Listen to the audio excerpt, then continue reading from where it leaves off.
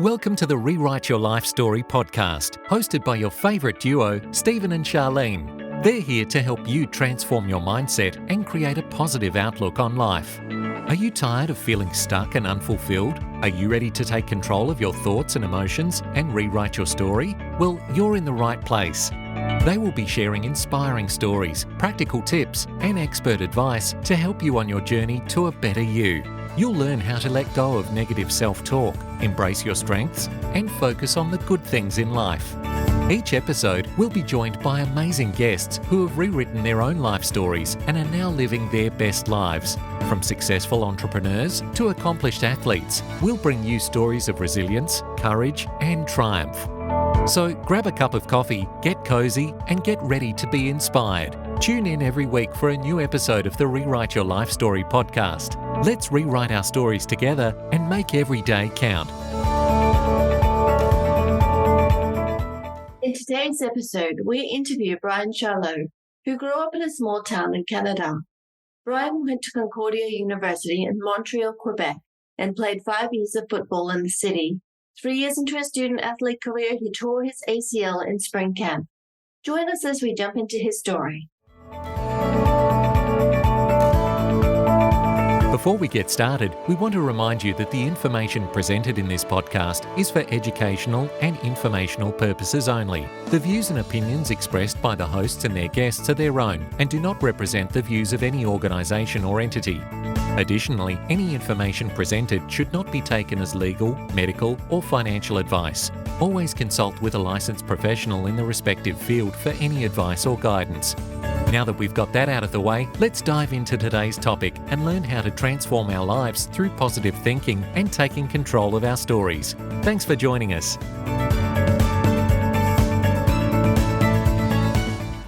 Before we begin, we want to give you a heads up. We may be discussing some sensitive and personal topics that might bring up some strong emotions or discomfort. Our goal is to create a safe and supportive space, but we know that everyone's experiences and triggers are different. If you start feeling overwhelmed or triggered during an episode, remember to prioritize your well-being. It's totally okay to hit pause and take a break.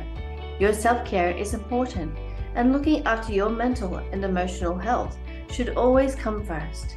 If you ever need extra support, we encourage you to reach out to a mental health professional or someone you trust. You're not alone, and there are resources available to help you on your personal journey. Thank you for joining us on this incredible ride with the Rewrite Your Life Story podcast. Together we'll navigate life's challenges and rewrite our narratives with strength and resilience. Hey everyone, it's Stephen and Charlene, and welcome to another episode of Rewrite Your Life Story. And today we have Bryan Charleau all the way from Toronto, Canada. Bryan, welcome to the show. Well, thanks for having me. It's awesome to be here. Thank you. So Bryan, you're the author of a book called Pitching Sales and also the founder of Pitching Sales Consultancy. But before you became an author, before you went down and started consulting in sales, tell us a little bit about your background. I can definitely say if you start from the beginning, there's no way I would have told you I would have a book and kind of be focusing on what I do now with that consulting and helping these young sales professionals mold their career. I would not have told you that. I grew up in a small town. I went off to university in Montreal, Quebec. I was a student athlete there. I played football for the university. I got a degree in a Bachelor of Arts, and I was really focusing in on business with a minor in marketing and business. Never really had this in my mind until a few years ago when I started to actually write it. And I think it goes a long way into what this podcast is about, in the sense that your life doesn't always follow a smooth plan. And what you think you might be doing in 10 years, hey, if it works out great and it actually follows that plan, hey, go for it. But for a lot of us, that doesn't happen. And you have to be able to be flexible. You have to be able to go with the flow. And when opportunity presents itself, take it, filter out the bad ones, take in the good ones, just lots of change and transition. And as I said, I'm extremely happy where I am now, but I could not have told you this is where I would have been when it all started. So I think that focuses a lot on what this is about and that it's okay to not be where you thought you would be. So tell us a little bit about growing up in a small town and then moving to a bigger town for university, because obviously that has a lot of impact as well. Yeah. And the fact that I did grow up in a small town in Canada, especially because I was focusing in on football. Football is not the main sport in Canada. Obviously, hockey is that. We do still have a lot of good football programs. But when you grow up in a small town, you're not really privy to a lot of the opportunities that some of the larger cities have. There's facilities, sports programs, high-level coaching, etc. So even that wasn't on my list of what I was planning to do. I actually went to university in a different school in Sudbury, kind of a smaller, big city, if you will. And an opportunity presented itself while I was there to pursue this student athlete career at a larger university in a larger city. And that was something that I felt I couldn't pass up, and actually transitioned from the university I originally expected, the program I originally thought I wanted to be in, packed up and left after 1 year and moved to Montreal to pursue that. Just, it was one of those things where I felt like if I didn't give it a try, it was something I was going to regret. Not knowing that, because I put a lot of work into my athletic career before putting it aside to do this. And it was eating at me like what could have been. And I kind of followed that passion and packed up and left and went to Montreal and started pursuing that side of it, because it's one of those things. Like, I used to work on farms in the summer. Like, I didn't train and practice and have all these. You look at athletes in today's day and age, and they train 365 all year round, and they have all these sports specific coaching. And I didn't have any of that. I was sitting there working on farms. And so it wasn't a thing I thought I would have as an opportunity. But when it presented itself, I took it and did that as a university/athletics career opportunity. So you're at university, you have this option, and you have an injury. Yeah, it was going pretty smoothly for a while, as most things do when you start. I was there. I'd been there for 3 years. Things were actually progressing quite well. And during a training, it was actually off-season training, we were just at a facility in the morning and tear my ACL. And 1 minute, everything is going great. And you're 3 years into this amazing opportunity that you've been given. And all of a sudden you're lying on the field knowing, because trust me, when you do this, you know that you've done something, and all of that kind of flashes before you. And everything you had done to that point is now in jeopardy. And for those who are listening that have had this happen to them, a lot runs through your mind in a very short period of time, pretty much before the trainer even gets out there to see what's going on. And it's a scary feeling. And I distinctly remember feeling that and how quickly it kind of overcame me. And that was a big shock to the system, and something that as an athlete, you know, can happen at any time, but you can't be thinking about that while you're playing. And you just kind of deal with it once it happens. What was the impact of that with your university? Obviously, you're in a sports university. You're in a sports program for a university. You've had a major tear. How did that affect the rest of your university? Well, at first, it is something that I don't want to call it common, but it's not uncommon in terms of something that can happen to an athlete. The problem is it's minimum 6-month recovery, which essentially takes you out of a season. And as supportive as everybody is, it's very difficult being part of a team, because you can still be around them. They go to the functions, you can go to meetings, you can go to practice, you can still be involved with the team. But as any athlete will tell you, it feels different. There's a little bit of an aura, especially when you're out for that long. If you're out for a couple of weeks, it's one thing, but when you know you're going to be out for an entire season, it's maybe more internal. But I know, having talked to a lot of people who have been in that position, you just have this feeling of you're a part of the team, but you're not able to go out there and help them. They know that. Coaches know it.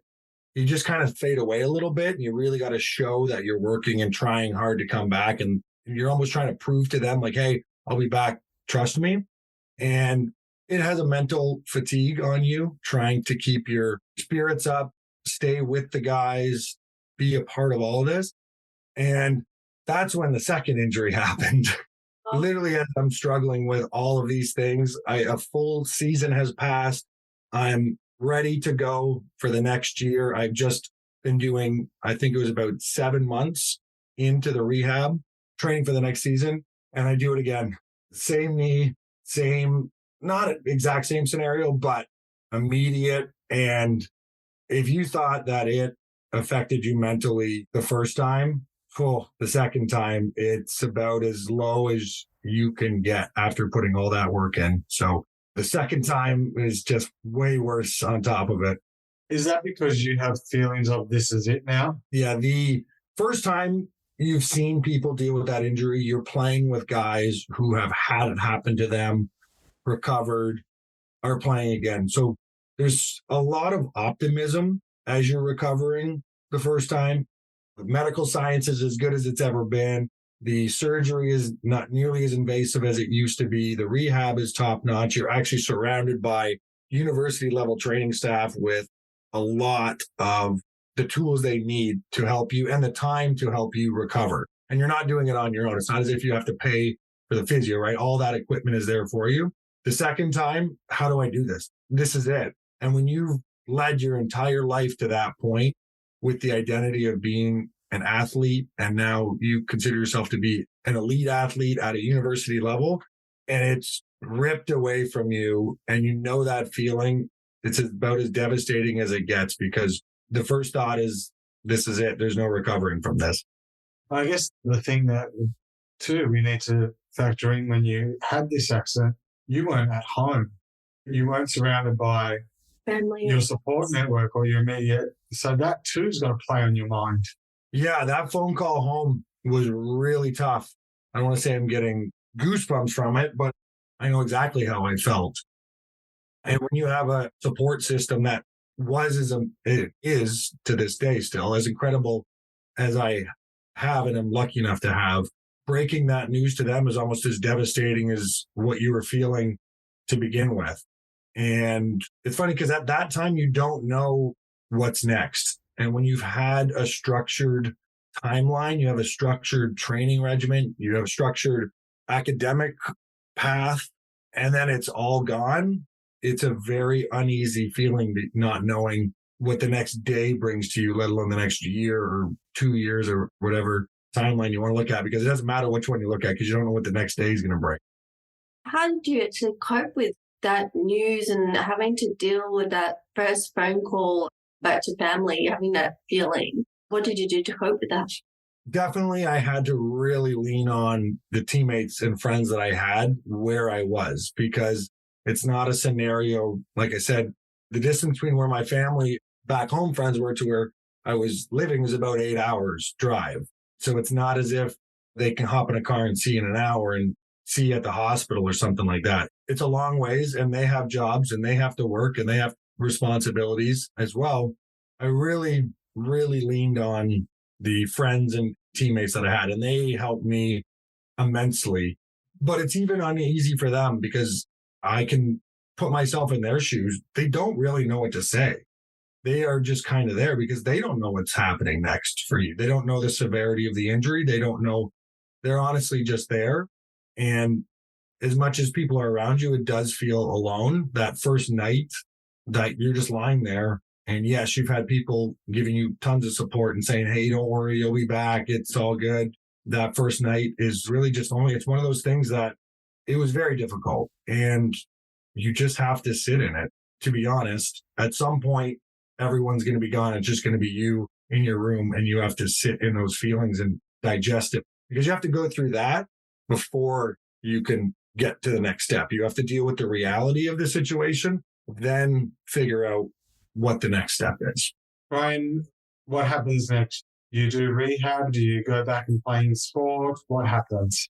Yeah, it's funny because I sat in it, I thought about it, and I thought, well, I just gave up 6-7 months of my life rehabbing this to get back to play.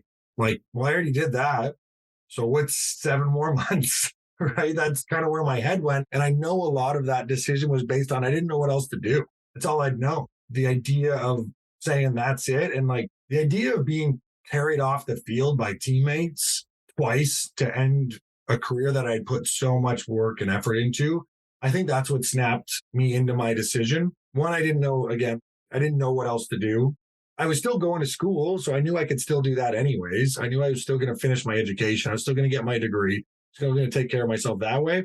But I was like, I don't know what else to do. All I know is sports. And now I know the process of the rehab. None of these things are going to surprise me. I'm just going to do it again. And my goal, as soon as I digested everything and took the time to think, I was like, my goal is now to walk off the field on my own terms and have that feeling of not letting this injury be the last memories I have of my athletic career. Awesome. So you finished university. What does your career bring to you? So once it was such a whirlwind because at that time, everything was just what's next in front of me. I wasn't looking big picture because there was so much to do. Like I said, so the rehab happens 7 months later. I ended up missing 2 years of the season. And I came back and I played my final year. I wasn't nearly as good. I didn't expect to be. I tried to be, but my body limitations at that point now with such a short period of time to get ready for the next season. But I played all the games. I was able to walk off the field. And I put so much effort into that. And then I was like, oh crap, now what? Right? Because I had just been staring at the tree in front of me instead of the forest of the grander things in life that happened next. And after I got the degree at the same time, it was pretty much kind of overlapped simultaneously. I was like, oh, now I don't know what to do at all because there's no athletics to fall back on. There's not the teammate support around me. Now I'm just in this big city that I think I want to call home. I don't know. So that just puts you right back, not to where you were when you were injured, but you just timeline now is just that you were following. So just came to an end. It's just over. And you're just at the end of it like, okay, now the real world is coming after me. What now? And I tried to live in Montreal and stay there for 2 years. And whether you know or not, it's a French Canadian city. My French wasn't good enough to be living there full time in terms of pursuing a business career. So I tried that out, failed miserably in a lot of senses because I just kept holding on. Because at that time, especially looking back, I was scared of the transition. I was comfortable where I lived. I was surrounded by former teammates. I didn't have a plan at all. And I was afraid of the change that was in front of me. And I essentially avoided it. And that was the first thing I did post-university, post-athletics was avoid the reality in front of me. And it was really tough. What did you feel at the time would happen if you had embraced that change then? What were you most afraid of? I was afraid of admitting I didn't know what I was doing. Yeah. That was the biggest thing because everything had been very structured up to that point. Everything had timelines and I had an idea of what I wanted to be, but I didn't know what that reality looked like. And it certainly didn't look like the one in front of me. And I was very afraid of that. And I think even athletes that don't go through what I went through in terms of injuries and things like that, the end of the line for athletes after, who knows, by that time, you've probably been playing sports for 20 years. This is like across the board. I talk to people, we don't get enough training and heads up before the end of our career to transition out of it. We're just essentially plucked from this thing that we've always known and put on the other side of the fence. And there's just a bunch of us out there not knowing what we're doing on top of it. Some do, but a lot of them don't. And that's really difficult to deal with. Yeah, that's really interesting. It's almost as what I'm hearing is with athletes, their identity is in what they do rather than who they are as humans. So therefore, when that exterior or that external thing's torn away, I don't know who I am anymore. Yeah, that's about as bang on as you can get. And it's something that a lot of athletes, and like I said, I don't want to generalize everyone, but a lot do. And we avoid looking at that until we can't. We avoid it to the last time we step off the field or off the ice or leave school if you're a student athlete. Until the graduation, you can kind of hang on to it. You're still part of that sports team. You played that year. And our identity is so much, I don't know how to describe it because I wasn't anything else. So I don't want to put words in other people's mouths in terms of how they felt if they weren't one. But I can certainly say our identity is so based on performance at specific times and regimented training that you have to be at and practices you have to be at, meetings you have to be at, just such a structure. It's almost military like in a sense, where you have to be here at this time. This is what we're doing. You have to be here at this time. We expect you to perform at this level. If you don't perform at this level, you don't play. If you do perform at this level, you continue to play. This guy behind you is looking to take your spot. There's this competitive nature, and then it's gone. And you don't know who you are, what you're supposed to do, where you're supposed to be at what time. And a lot of people struggle with that. And until they can harness all the good qualities of that, it's disarray for a bit.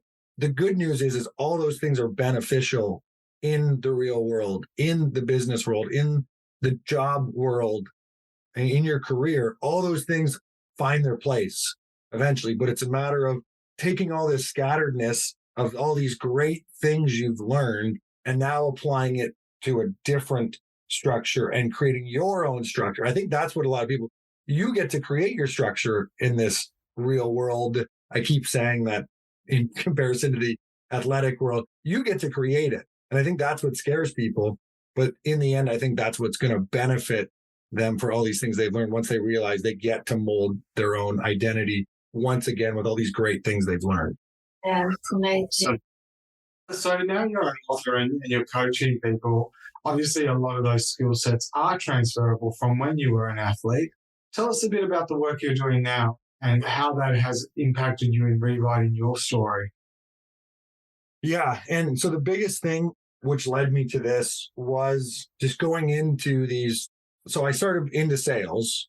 That's what I decided to end up doing at entry-level jobs and cutting my teeth in some crazy atmospheres and office scenarios and bouncing around because, at that age, I was mid-20s at that time. And if I found office spots or jobs, and there were some hectic ones that just people running everywhere and people yelling at everyone and just high stress, high intensity locations that I was like, well, this can't be what I'm looking for. This can't be what I do for the next 30, 40 years. It just isn't. But the biggest thing that I took away from that was, okay, well, if this isn't what you want, start shaping into what you do want.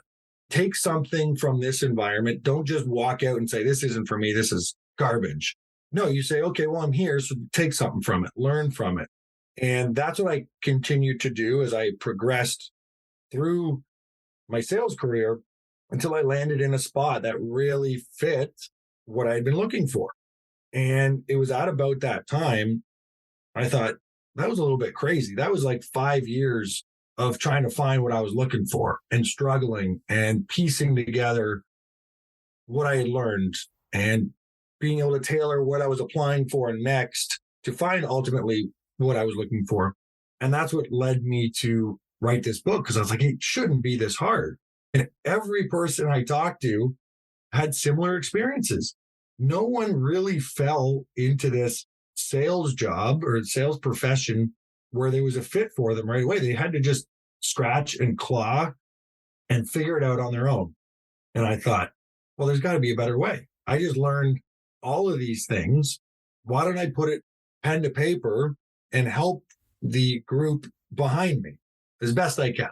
And that's what really triggered something in me. Because another big factor was just talking to people. And when you tell them you're in sales, they've either had an experience with sales professionals that maybe rubbed them the wrong way. I think we all have that in a certain way. If you ever talk to a telecommunications provider or something like that, you just shake your head sometimes. And there can be a stigma to that profession of people that aren't in it. And there's a ton of people that also tried it and disliked it so much that they got out of it and they couldn't order. And even though they probably could have been very, very good sales professionals, the experience that they had and the struggles they had prevented them from getting into it. And then when I decided, hey, this is the people I want to help, if I can, that re-triggered that identity we talked about, because I had been just trying to take care of myself because I was struggling. So when you're in that moment, you're almost in your own survival mode for your own career and your own well-being. And then when you are able to get your feet on the ground, you can then say, okay, now I want to help the people behind me that are doing that. And that really triggered that identity, which we talked about earlier. What approach do you take with helping people in sales? I think my personal belief is everyone is involved in sales, whether you're telling your friend about a movie or whether you're referring a product or whether you're just trying to get the kids to eat the broccoli. Yeah, exactly. Or sharing an experience. Everybody is in some form of sales or does some form of sales in their daily life. And I remember early on reading Zig Ziglar, and he was saying he's one of the oldest trainers in sales and saying something along the lines that if you learn the art of selling, you'll never be broke, basically along those lines. And don't quote me because it's been a long time. Where do you start from someone? Because I know Charlene and I have worked with people and spoken to people, and they'll say, no, I'm not a salesperson, or that's not for me, I'm not a salesperson. And I'm like, oh, really? Is that what you think it is? It's actually about sharing, like sharing your story, sharing your experience. How would you help that person? Well, the biggest thing that I start with, especially even if it's not through this, if it's at a current job I'm at or somebody that approaches me about sales, and you can look at it from any specific, and this is where I say you can relate a lot of things from being an athlete to this. When you're third year university and a rookie's coming in and they're struggling and they're looking and they got eyes as big as saucer plates and they're just overwhelming to them at some point, the biggest thing I do to comfort people is be like, I was there. I was there not too long ago. I'm not some person that has been out of the field for 20 years. I'm still in the field today doing sales job. And I think that just comforts them like, hey, I'm here too. I know exactly what you're feeling. And the second part that I find is that salespeople sometimes get the idea when they're new to this that they have to become someone they're not. They have to become, it's like, oh, you got to be stronger in this. You got to be more brash. You got to manipulative, whatever the case is. They've heard all kinds of stories. And second thing I tell them is you have to start by being you. That is, you don't have to change who you are. Use yourself as a foundation and grow from there. It's hard enough being in the sales profession as it is. It's even harder when you're trying to be someone else in a profession that you're unfamiliar with. And the third thing I say is if the base, you start by being yourself. And if you keep your integrity for the long term in this profession, you will be successful if you start there. So those three factors. It's okay. Deep breath. We're all here. Every salesperson you talk to has gone through this whole thing. 2, start with you. We'll grow. We'll work on strengths and hone strengths, and we'll find your weaknesses and work with those and adapt with what you are as a person. And then 3, if you go into it with integrity, the end user, the person that you're trying to help, will see that. That doesn't mean they're going to buy, but if you do that in the long run, you're going to help more people than not. And those are the 3 big factors I just start with from there. So, Bryan, it sounds like the book that you've done is targeted to help people that you used to be. Mm-hmm. It's a blunt way to put it. Yes, there is a lot of personal stories in there that I tried to connect with people that are reading it. And the main reason for that is to let them know that deep breath, like what you're feeling right now, this overwhelming feeling, if you're already in the profession, is natural. And then it's, again, to kind of relate it back to, I don't know anything else than what I was previously, which is the background we talked about. I try to lay things out as easy and steps that you can follow today to ease that feeling and start moving forward, falling forward. The biggest thing I try to do as well is not sugarcoat it. I don't go, oh, you're going to be in sales, you're going to make $1 zillion and you're going to be living on easy street. Because as actually Zig Ziglar's the one who quotes it, I don't know exactly how he phrases it off the top of my head, but it's something like sales is the easiest low-paying job you'll ever have, but it's the hardest high-paying job that you'll get because of the work that you have to put in behind the scenes. And I think as much as I'm helping people step by step on what they can do today after reading this chapter, you can implement these things. But secondary saying, hey, the reality is this is going to be tough. If you came into sales thinking it's going to be, I know this sales guy and I think I'm smarter than him and he makes $1 million. I can do that. So, You probably can't right away. so sales is not a quick get rich quick scheme?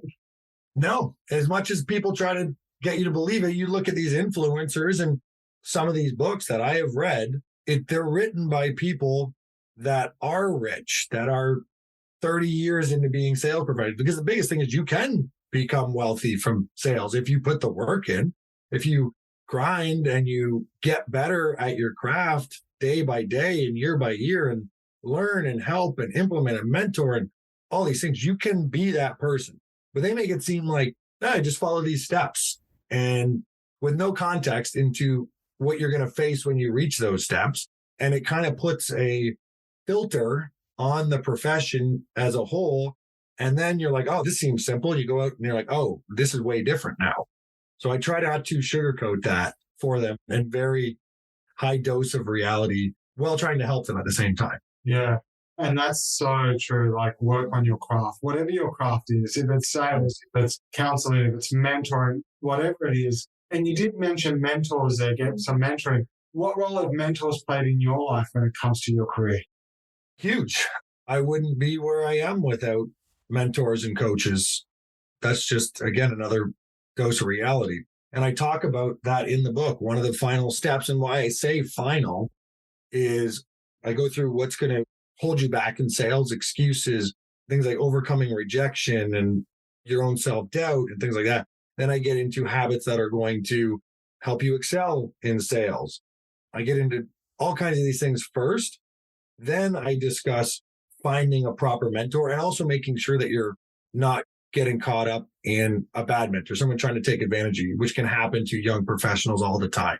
Somebody is trying to essentially get, you're creating leads for someone else to make money sometime. Those people are out there. It's a smaller percentage than you think, but they're out there. That's just something I try to warn them. But in terms of finding that mentor after, the biggest advice, these people will be the biggest catalyst of your career, but they're not going to come and pick you up and carry you there. They want to see you putting in the work for them to give their time because they're trying to run their own career. They're trying to establish themselves and provide for their own family and themselves. So if you're just sitting there twiddling a pencil at your desk, they're not going to come help you, or they shouldn't. If you are, it's probably not a great mentor. They want to see you picking up the phones, overcoming rejections, not making excuses, being positive in the office, talking about where you want to be in a number of years. That mentor is going to see that because they're going to see a lot of themselves and how they got to where they are. That's the time a mentor is going to come and help guide you from there. But you have to put in that initial effort. You can't just sit at your office on day one and be like, oh, someone come help me. I'm willing to take a mentor. It doesn't work that way. You have to show your own desires, your own efforts, and that mentor will come and he will help you. He will give you some air under your wings, like a baby bird trying to fly. He's going to give you help. You can't just sit there. And that's when you find a really good mentor that's going to help you out and teach you everything you need to know about that industry and company. That's brilliant. Thank you so much. Actually, I've never asked this question, but I'm just curious. Do you have any apps on your phone or any tools that you use just to keep you accountable to your craft? Yeah, well, I don't have it on my phone. I'm pretty old school. I have a whiteboard that's just over here that I try to continually update. I keep quotes on it that I like. I keep my schedules. If we're doing podcasts, meetings that I have to get to. I'm old school like that. I got a pad in front of me. Like I said, I got this. So I should be transferring more into my phone, but a big factor, two things I talk about a lot, and both are in that book. It's a great question. One is organization. How you do it isn't necessarily the big thing. I'm not going to say use this app because there's plenty of stuff out there. Do what works for you. But whatever it is, make sure you're organized from it, because organization isn't a sometimes thing in the business world or any career. You have to practice it outside of your career too. You can't be late for your dentist appointments all the time. and your doctor's appointments or your kids' soccer games or whatever it may be, and then expect to be at all your meetings on time when the day starts at work. So it's something you have to practice all the time. And then the second thing is accountability, is be organized because you're accountable. If you say you're going to be somewhere, be there. And if you're not there, make sure you're calling them ahead of time, not just not showing up or just showing up 10 minutes late. You call them and say, hey, I'm running late. I'm really sorry. That's not a good practice because you want to be on time. But if you are, accountability. And then don't say, oh, the traffic.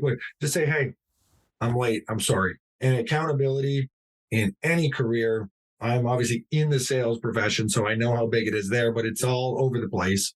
Accountability, organization, to massive things that you have to be willing to put the effort in to succeed. And that's brilliant, And you're so right. It's find a tool that works for you. There's so many out there. Yeah.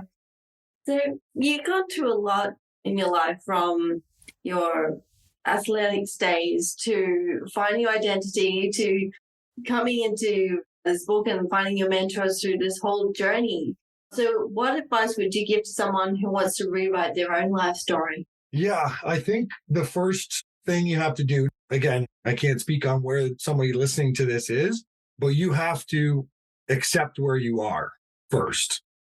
You have to say, okay, whether they want to make more money, whether they want to get in better physical condition, whether they want to get a different career path, where they have to, it doesn't matter what it is. The first thing is accepting, okay, I'm in a place where I don't want to be, blatant and simple, and sit in that.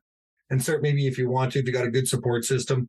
The support system too is very much like a mentor, what I was talking about. You have a great support system around you, that's phenomenal. But if you're just wallowing in where you are, it's going to be very difficult on them to continually pick you up and do this. Your support system is ready to help you if you are ready to help yourself. You are able to collab with them, I promise you, if you have a good support system. And if you don't, go help try to find others that will. But you have to put in the effort and say, hey, this is my goal now. This is the steps I'm doing to do it. And actually start on that journey. Your support system will be there for the ride, but they will not be there if you tell them every month that, hey, this is what I'm going to do, and you continually don't do it. It starts to fall on deaf ears. So that's very much like the mentorship in the support system. So accept where you are, decide where you want to be, and that can be really difficult. If you're in that process, start making positive steps. Doesn't matter. You say, hey, I'm not quite sure what I want to be, but I know it's not this. So start taking some positive steps. As you figure that out, well, guess, just like we talked about, it translates all over life. Accountability to yourself. Well, I told myself this is what I want to do. I promised myself I would do it. Now the action takes place, because that's what the support system and the mentorship want to see, is that you can't help somebody that's not willing to help themselves. So have that accountability. And I actually have a quote in there that I put from Ralph Waldo Emerson. And I say, in self-trust, all virtues are comprehended, meaning you need to trust yourself that you're going to put the actions that you've laid out into practice. If you do that, that's when people start to take notice, because they're not going to take notice when you tell them. They're going to take notice when you start doing it. And you have to be able to trust whatever plan you come up with, you're actually going to follow through with it. And that's when things start taking shape and you start rewriting your story, because you trust yourself to do what you said you were going to do, not someone else to do it for you. That's one of the things a lot of people do tend to fall into, relying on other people to tell them what to do, or to tell them just to feed their ego. Oh, you're okay. You don't need to change, or things like that. You know, the toxic friends are saying, no, why do you need to change? Because they want you to stay there. But you pinned it down really well with that whole reflection and really asking themselves, what do I need to do? Where am I now? And really embracing that and accepting where they are. So, Bryan, if you could go back and rewrite your life story now, what would that look like? See, there's the reflection part that people need to do to kind of piggyback on your point. It's a scary conversation to have with yourself when you're in a comfortable spot. Very scary. And you have to be vulnerable with yourself. You have to be vulnerable with the people around you, and saying, if you want to rewrite your story, it means you're not happy with where it currently is or the trajectory it's on. And telling people that and telling yourself that takes vulnerability. When I look back, I don't regret working through those injuries and playing and having that final year and being a late bloomer into the career I'm in. But I would have started identifying that I wasn't happy with where I was going earlier. That's really it, because I look back and I say, well, maybe it took that to really jumpstart me. Because once you figure it out and you start putting plans into actions and your support system's helping you and you start to get momentum, it can go quickly. And I think that's what people need to realize too. It's the best time to start was yesterday. The next best time is today. And just the momentum starts going. And I think, why did it take me so long to have that conversation with myself and be honest with myself, even though I knew it to be true, then start to go. And I think I just did that too late, because I'm happy with the results, but I was scared of that initial boost. I was like, well, I can just keep living here and I can keep just doing this job and I can.